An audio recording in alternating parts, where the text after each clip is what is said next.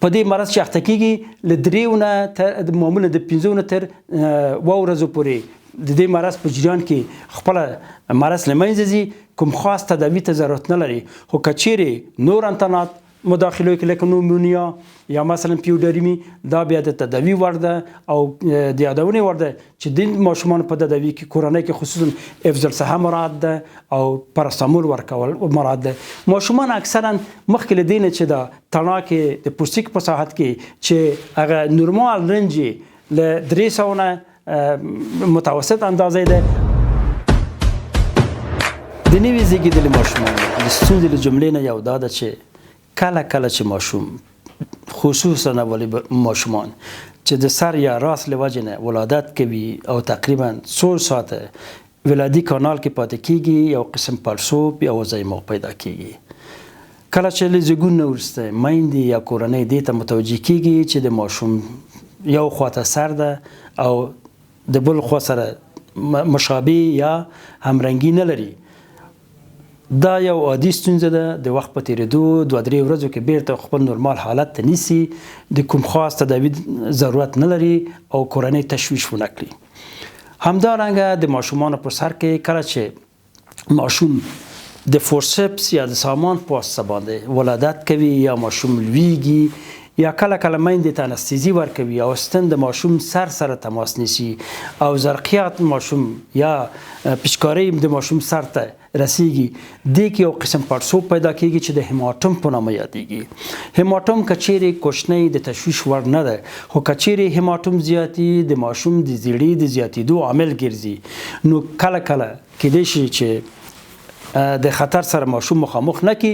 اما که چیرې هیماټوم غم زیات وي او پړسوب زیات وي، نو د لپاره چې د ماشوم د زیړي د زیاتېدو عامل نشي، کورنۍ ته زما پیشنهاد، زما پیغام دا ده چې باید ډاکټر سره تماس ونیسي. کېدای شي هغوی د ستن په واسطه باندې دا کشف او تخلیه کی او پاسماني کی او د ماشوم د روغتیا او د سلامتیا کچه پورته کی او د خطر یا د نورو د زیړي زیاتېدو مخه ونیسي.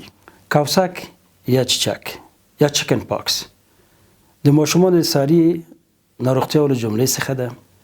کېدای شي ماشوم د مور په نس کې اخته شي، کېدای شي له زیږون نه وروسته اخته شي، کېدای شي 2 کلن او 3 کلنۍ کې تر 15 کلنۍ پورې، او حتی کله کله کېدای شي په سپینګیرتوب کې هم دا مرض په دې مرض باندې اخته شي. یعنی مشخص ټایم نه لري، اما بعض وختو کې مشخص لري. لکه چې مې مخکې اشاره وکړه، دا مرض څنګه منځته راځي؟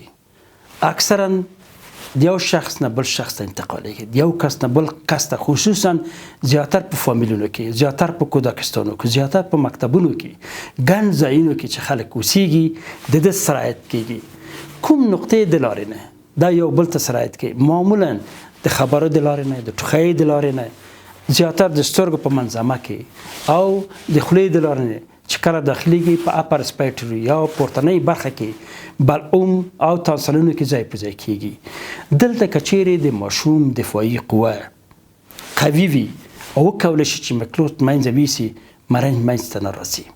اما که چیرې د ماشوم دفاعي قوه ضعیفه وي، دوی خپل تعداد زیاتوي چې په نامه د پرایمري ویروسیمیا، یعنی د میکروب زیاتېدل په کمه توګه.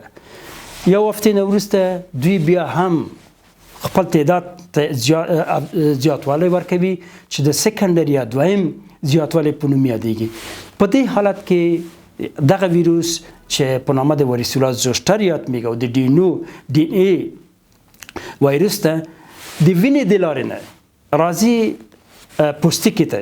د پوستکي په مختلف برخو کې، خصوصا په مخامخ سینه کې او شاته، دې برخه کې دغه میکروب په اول کې ډېر وړې وړې دانې چې سور رنګ لري، دا وروسته بیا غټېږي، بالاخره د واورزو په جریان کې دا غټېږي او د تڼاکې په شکل او د واورزو نه وروسته بیرته د ارچق په شکل باندې وچیږي. که چیرې کوم دویم میکروب یا ثانوي انتان مداخله ونه کړي لکه پیوډرمي دلته کوم رنګ یا کوم اسکار یا کوم ندبه نه پاتې کیږي او که چیرې دویم انتان مداخله وکړي بیا دلته هغه اصلي د پوستکي طبیعي برخه له منځه ځي او اسکار پاتې کیږي. معمولا ماشومان په دې مرض چې اخته کیږي له 3 نه معمولا د 5 نه تر 2 ورځو پورې د دې مرض په جریان کې خپله مرض له منځه ځي، کوم خاص تداوي ته ضرورت نه لري. خو که چیرې نور انتانات مداخله وکړي لکه نومونیا یا مثلا پیودریمی دا بیا د تداوی وړ ده او د یادونې وړ ده چې د ماشومان په تداوی کې کورنۍ کې خصوصا حفظ الصحه مراد ده او پاراسټامول ورکول مراد ده. ماشومان اکثرا مخکې له دې نه چې د تڼاکې د پوستکي په ساحت کې چې هغه نورمال رنج له 300 نه متوسط اندازه ده، اما کله کله کېدای شي 50 نه تر 1500 دانې هم د ماشوم په وجود کې راپورته شي او د یادونې وړ ده چې په خوله کې هم راوځي، ستوني کې هم راوځي، کله کله په تناسلي ساحه کې پیدا کیږي. یعنی په شدید حالاتو کې نو د دې له وجې نه لازمه ده چې د داخلي ډاکټرانو سره هم د پوستکي ډاکټرانو سره څنګه مشوره وشي، ځکه چې پوستکي خو باندې ګوري اما داخله ډاکټر اکثرا د ستوني او د تنفسي او د هضمي په سیستم کې چې کومې ستونزې پیدا کیږي یا د نس درد پیدا کیږي، کله کله چې لمفاوي عقدې هلته التهاب پیدا کوي ماشوم د نس درد ورسره اخته کیږي. د هغې د تداوي لپاره لازمه ده چې باید داخلي ډاکټر ورسره مشوره وکړي. معمولا په دې مرض کې ماشومان دلبدي لري، استفراغ لري، خفیفه تبه لري، کېدای شي شدید تبه پیدا کوي. نو د مرض د شدت په اساس باندې ډاکټر تصمیم نیسي چې مریض کور کې تداوي کې، بستر کې د خولې د لارې دوا ورکړي یا انټي بیوټیک مایع د خولې د لارې ورکړي یا د سیرم په شکل باندې. دا د مریض حالت پورې مربوط کیږي. هر څومره چې مریض خفیف وي کور کې کیږي، هر څومره چې مریض شدید وي د باندې تداوي کیږي.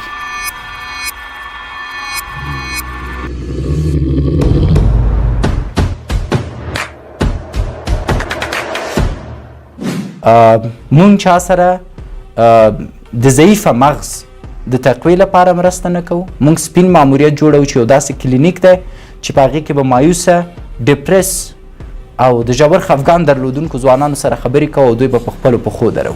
سپین ماموریت داسې یوه پروسه ده چې په میلیونهاو په لکاو هغه ځوانان چې ناهیلي، ناامید او لوارو کې دي دوی ته لار ښایي. د آنلاین لارې موږ دوی ته سرویس یا کومکونه کوو تر څو وشي کولی خپله لاره پیدا کړي. دا زما یوه هیله ده او دا زموږ د ټیم یوه هیله ده چې باید پوره شي. ولې پرته د شکه ستاسو مالي مرستو ته اړتیا لرو. نو که چیرته غواړئ ناهیلي ځوانان، هغوی چې ژور خفګان لري، هغوی چې نه پوهېږي په ژوند کې څه وکړي، یوه وسیله شئ تر څو هغو ته لاره وښایئ. نه دا چې یوازې کومک ورته وکئ د یوې یا 2 ورځو دپاره، بلکې داسې ژوند بدل کړئ چې وشي کولی ټول ژوند خوشحاله اوسي او خپل ژوند په خپله جوړ کړي. نو کولی شئ را سره په اړیکه شئ. البته دا وټساپ شمېره یوازې د هغه چا دپاره ده چې د سپین ماموریت مالی سپورټ یا مالی حمایت کوي.